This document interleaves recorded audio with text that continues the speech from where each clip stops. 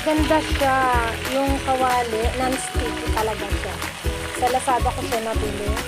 For only 99 pesos siya. Ang kasing laki niya ay pag nagsangag ka siguro mga tatlong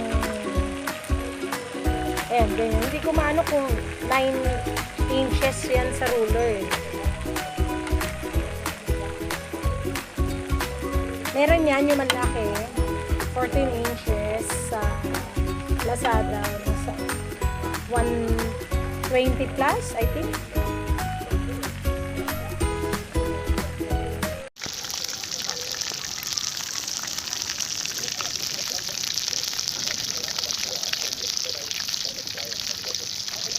At itong liit.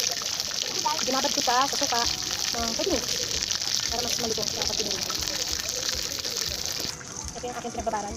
Nilagyan ko siya ng paminta. Kaya may suka yan.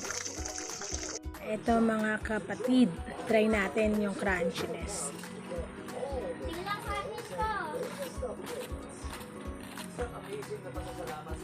Malutong siya pag nakababad siya sa suka.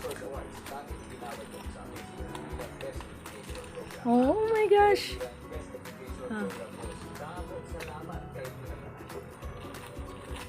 Oh, malutong siya mga kapatid.